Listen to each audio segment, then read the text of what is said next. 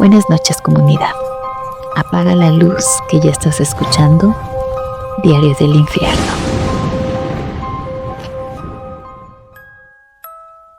Damos inicio con esta historia.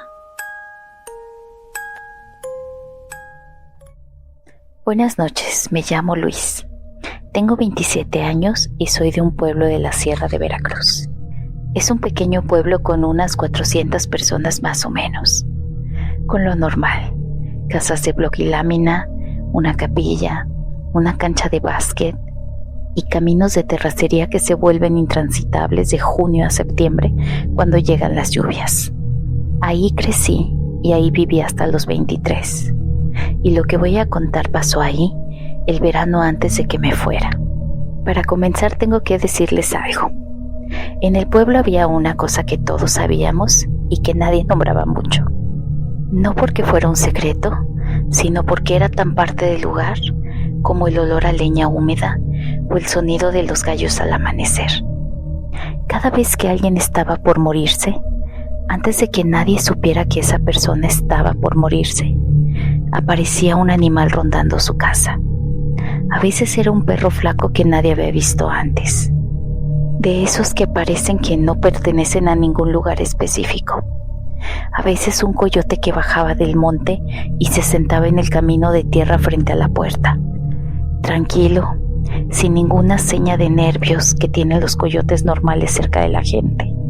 Otras veces una cabra negra, pequeña, que nadie del pueblo reconocía como propia. El animal nunca hacía nada, solo estaba, y a los 2 o 3 días, a veces antes, alguien en esa casa se moría. Un infarto, una caída, una enfermedad que nadie había detectado. Siempre algo que podía explicarse solo. El animal no tenía la culpa de nada. Eso lo decían los viejos con mucho cuidado. No era que el animal matara, era que el animal sabía, o más bien, decían bajando la voz, que el animal era algo que venía a cobrar lo que era suyo. Los viejos del pueblo, los que aún hablaban náhuatl entre ellos, nunca usaban la palabra nahual directamente cuando hablaban de esto. Usaban otra expresión que no voy a repetir aquí porque me enseñaron que no se dice sin necesidad. Pero el significado era claro. Alguien en el monte había hecho un trato. Alguien que podía caminar en 2 formas. Y ese alguien llegaba antes de la muerte porque la muerte y él tenían algún tipo de acuerdo que ninguno de nosotros alcanzaba a entender del todo. Yo tenía 23 años y estudiaba en Orizaba, administración de empresas, y cuando volvía al pueblo en vacaciones, escuchaba estas historias con el respeto educado que uno le da a las cosas que ya no cree del todo, pero que tampoco va a contradecir en la cara de su abuela. Las procesaba como folclore, como algo que la sierra produce naturalmente para darle sentido a la muerte en lugares donde el doctor queda 2 horas de camino y la gente se muere de cosas que en la ciudad habrían sido tratables. Eso pensaba yo, hasta el miércoles de julio en que vi al animal sentado frente a la casa del señor Pascual. El señor tenía 72 años, era carpintero y gozaba de una salud que avergonzaba a hombres 20 años menores. Lo había visto ese mismo día cargando tablas. El animal era un perro café, con las costillas marcadas, de tamaño mediano, sentado exactamente en el centro del camino, frente a la puerta de su casa, mirando hacia la entrada con esa quietud que ya mencioné antes. No era ningún perro del pueblo, ningún perro de ningún lado que yo pudiera identificar. Lo vi y sentí algo que en ese momento no supe nombrar. No era miedo, era reconocimiento. Como si una parte de mí, la parte que había crecido escuchando lo que todos los viejos decían sin creérselo del todo, supiera exactamente lo que estaba viendo, aunque la otra parte, la de la administración de empresas y el escepticismo de la ciudad, todavía estuviera buscando una explicación más cómoda. El señor Pascual murió 3 días después de un derrame cerebral y nadie lo vio venir, y el perro café no volvió a aparecer por el pueblo después de eso. 2 semanas después del entierro del señor Pascual, el animal apareció frente a la casa de mi tía Remedios. Esta vez era un coyote, mediano, de pelaje más oscuro de lo normal para la temporada, con las orejas derechas y los ojos puestos en la puerta de madera de la casa de mi tía, como si estuviera esperando que alguien saliera. Mi tía Remedios tenía 64 años y no había tenido ningún problema de salud que yo supiera. La había visto 4 días antes sana y trabajando. La vi desde la calle cuando pasaba de la tienda a la casa de mi mamá. Me detuve. El coyote no se inmutó. Siguió mirando la puerta de mi tía con esa atención sin prisa que ya había visto en el perro café. Me quedé parado en la orilla del camino durante varios minutos, sin saber qué hacer, sin querer acercarme y sin querer irme tampoco. Mi mamá fue quien me sacó del trance. Salió de la casa a buscarme porque me tardaba y me encontró parado en la calle. Cuando vio el coyote, le cambió la cara de una manera que no olvido. No gritó, no corrió, solo me agarró del brazo con una fuerza que no esperaba de ella y me metió adentro sin decir nada. Una vez que estábamos adentro, me preparó café sin que yo se lo pidiera y no habló del coyote en ningún momento. Eso fue más perturbador que cualquier cosa que hubiera podido decir. Esa noche no dormí bien. Me quedé pensando en el coyote, en mi tía, en el señor Pascual, en el patrón que los viejos llevaban décadas describiendo y que yo había decidido clasificar como superstición hasta que lo vi con mis propios ojos, 2 veces en el mismo mes. Y entonces tomé la decisión que, si pudiera volver atrás, no tomaría. Decidí seguirlo. No esa noche, sino la siguiente, porque el coyote seguía ahí al amanecer, sentado en el mismo lugar, con la misma quietud. Y eso tampoco es normal en un coyote. Los coyotes se mueven, rondan, buscan. Este esperaba. Fui a la casa de mi primo Tobías, que es 2 años menor que yo, y en ese entonces era el único en el pueblo dispuesto a acompañarme en algo así. Le expliqué lo que quería hacer. Él me miró un momento y me dijo que estaba loco, pero que iba a ir conmigo de todas formas. Esa noche, pasada la medianoche, cuando el pueblo estaba completamente quieto, vimos al coyote levantarse del camino frente a la casa de mi tía y empezar a subir hacia el monte. Nosotros lo seguimos a distancia, sin linterna para no espantarlo, usando la luz de la luna que esa noche estaba casi llena y alcanzaba para ver el camino de tierra. El coyote subía sin prisa, sin voltear, como si supiera exactamente a dónde iba y no le importara si lo seguían o no. Eso tendría que habernos detenido, pero no lo hizo. Subimos unos 40 minutos por un camino que yo conocía porque de niño había subido con mi abuelo a buscar leña. Había una choza vieja en ese monte, de paredes de adobe y techo de lámina oxidada, que llevaba abandonada desde antes de que yo naciera. Nadie del pueblo subía hasta ahí. Los niños no jugaban cerca. Nunca pregunté por qué de pequeño, y cuando fui lo suficientemente grande para pensar en preguntarlo, ya era el tipo de pregunta que uno siente que no debería de hacer. El coyote entró a la choza, no por una puerta, sino por un hueco en la pared lateral, bajito y angosto, que un animal de ese tamaño podría usar, pero que una persona no podría cruzar de pie. Me detuve y mi primo se detuvo detrás de mí. Nos miramos sin decir nada. Yo sabía que lo correcto era quedarse donde estábamos.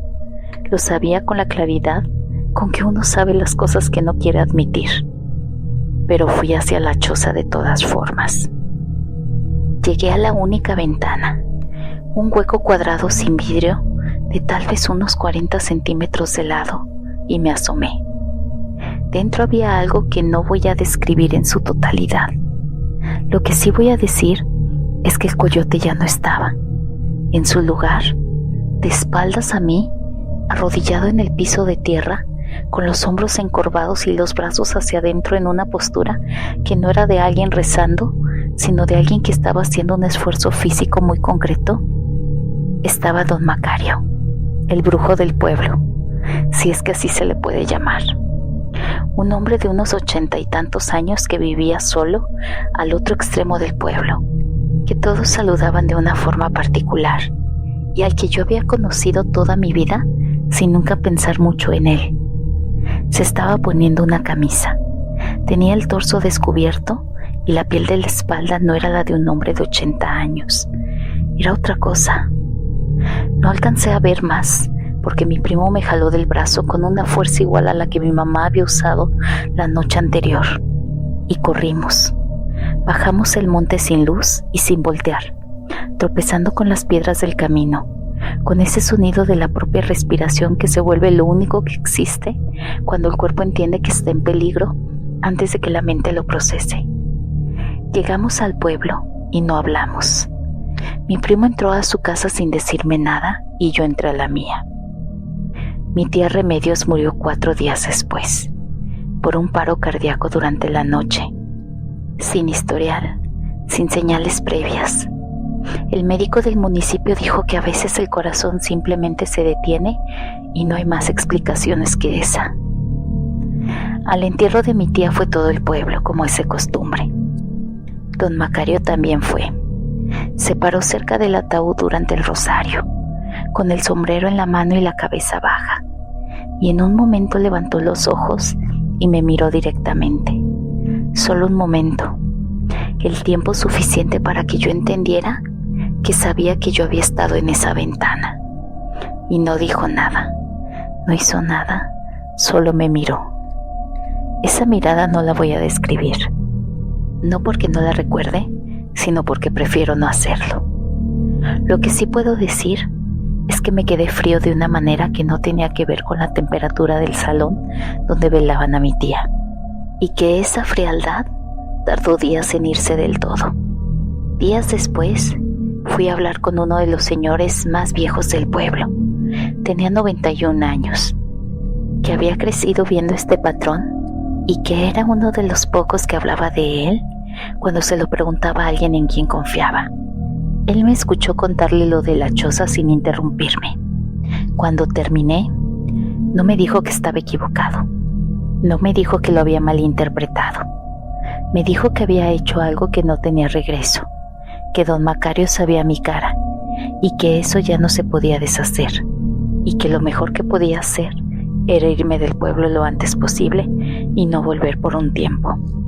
Así que lo hice y me fui 3 días después, antes de lo que tenía planeado, con una maleta mal hecha y una conversación con mi mamá que tampoco voy a reproducir aquí porque ella me dijo cosas de don Macario que cambian la forma en que uno ve todo lo anterior, y algunas de esas cosas prefiero cargarlas solo.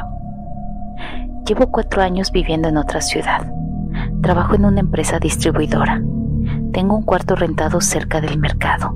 Una vida ordinaria por todos lados. Volví al pueblo 2 veces. Al año siguiente para el cumpleaños de mi mamá y hace unos meses para el Día de Muertos. Ambas veces fui de día. Me quedé lo necesario y regresé antes de que oscureciera. Don Macario sigue vivo. 90 años largos según los cálculos que cualquiera puede hacer. Y sigue vivo y caminando por el pueblo. Mi mamá lo menciona de vez en cuando en las llamadas con normalidad, como mencionara cualquier otra cosa del pueblo. Que el camino de terracería lo arreglaron, que la señora del molino se cambió de casa, que don Macario la saludó el otro día en el mercado y le preguntó por mí. Que le preguntó si ya sabía cuándo iba a volver. No sé si alguna vez volví a ver un animal que no era lo que parecía. Lo que sí sé es que desde esa noche en el monte, cada vez que un perro callejero se detiene en la banqueta frente a donde vivo y se queda mirando la puerta de mi edificio sin moverse, sin hacer nada, solo mirando, hay algo en mí que cuenta los días que siguen, y hasta ahora no me he equivocado. Continuamos con la siguiente historia. Buenas noches, me llamo Gerardo. Y esto que les voy a platicar me pasó en una carretera. en un tramo donde el desierto se extiende a los dos lados y no hay nada. No hay casas, no hay gasolineras, no hay nada que no sea matorral y oscuridad. La conozco de memoria.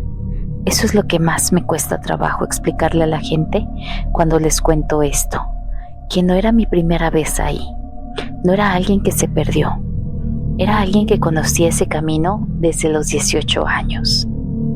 Era un miércoles de noviembre, las 11:40 de la noche más o menos. Yo venía de Monterrey de hacer una entrega. Traía material de construcción, tubería de cobre, que un cliente había pedido con urgencia.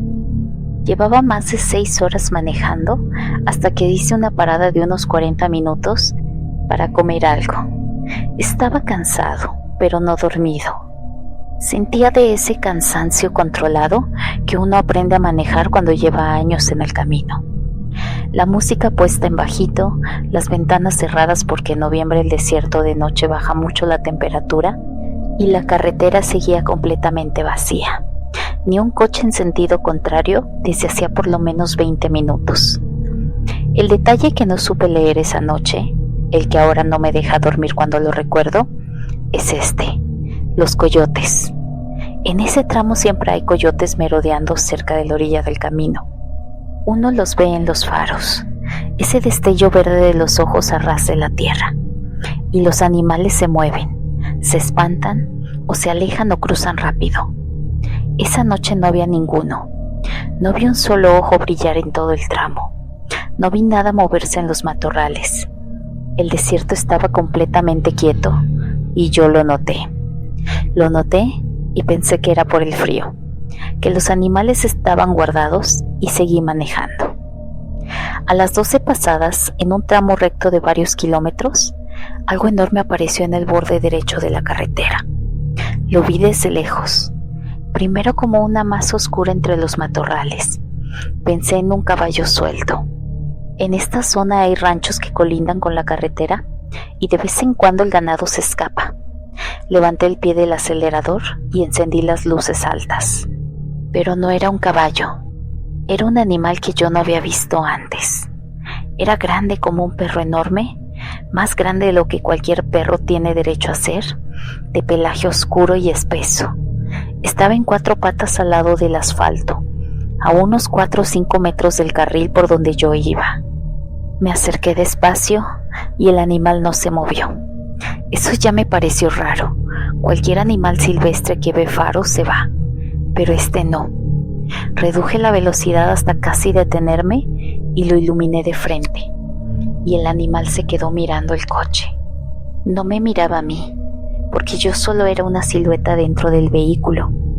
Miraba el camión, fijamente, sin parpadear, o al menos que yo pudiera ver, sin moverse. Los ojos le brillaban con las luces, pero no de esa forma normal que les brillan a los animales. Le brillaban como si tuviera su propia luz, anaranjada y quieta. Y ahí paré completamente el camión. Estuve varios minutos ahí detenido.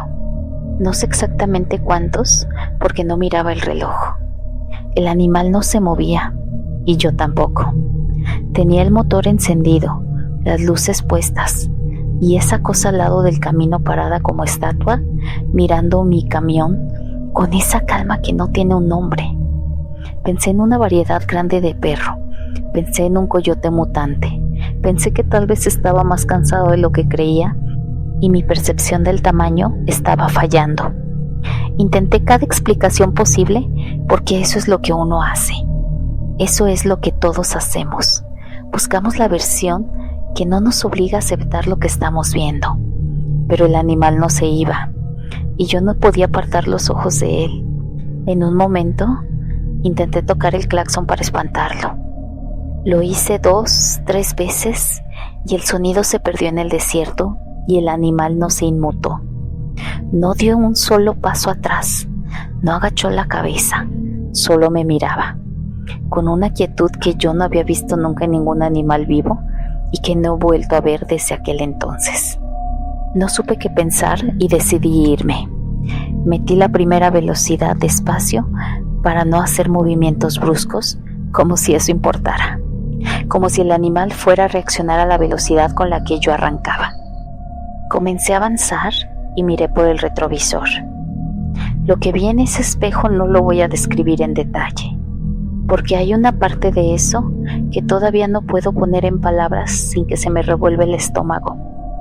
Lo que sí voy a decir es esto: el animal ya no estaba en 4 patas, estaba parado, en 2, erguido, completamente erguido, a la altura que tendría una persona alta, más alta que cualquier persona que yo haya visto, con esa masa de pelaje oscuro y esa cabeza que no era del todo cabeza de perro, sino algo entre eso y otra cosa que el cerebro no me quiere procesar. Y me seguía mirando.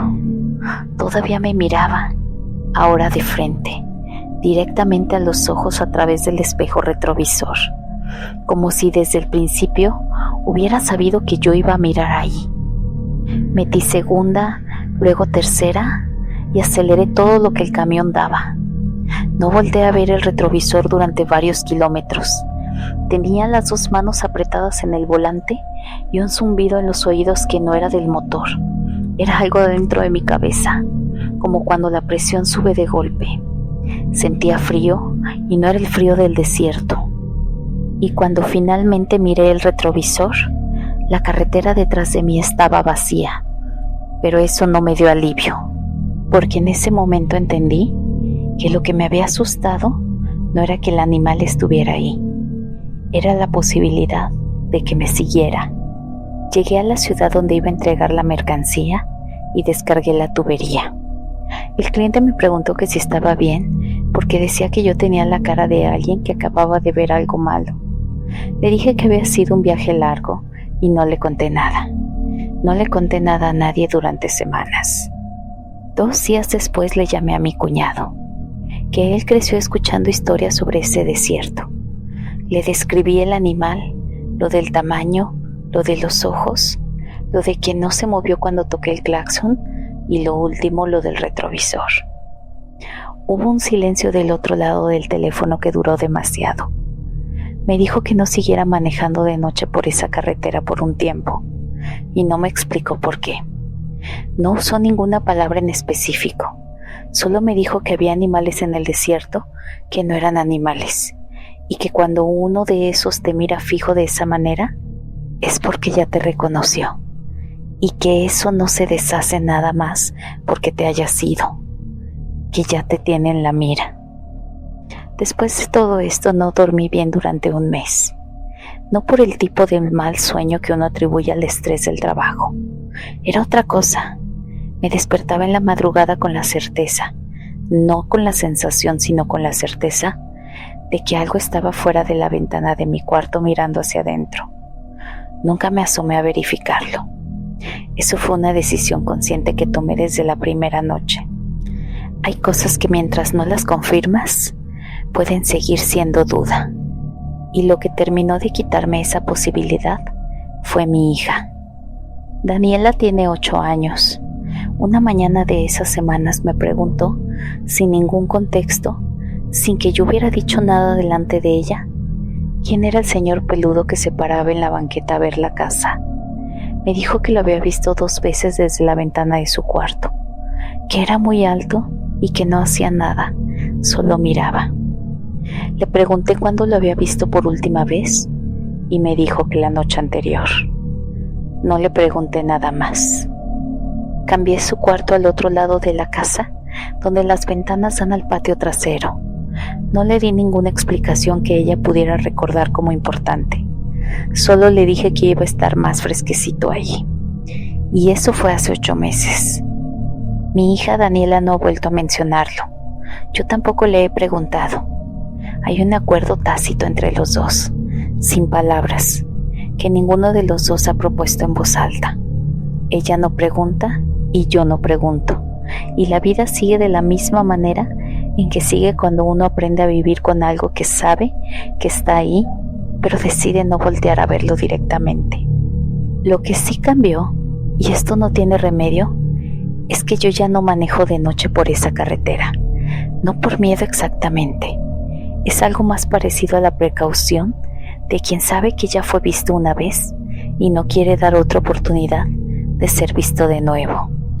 Lo único que no me explico, y con lo que termino, porque no sé qué hacer con ello, es lo siguiente.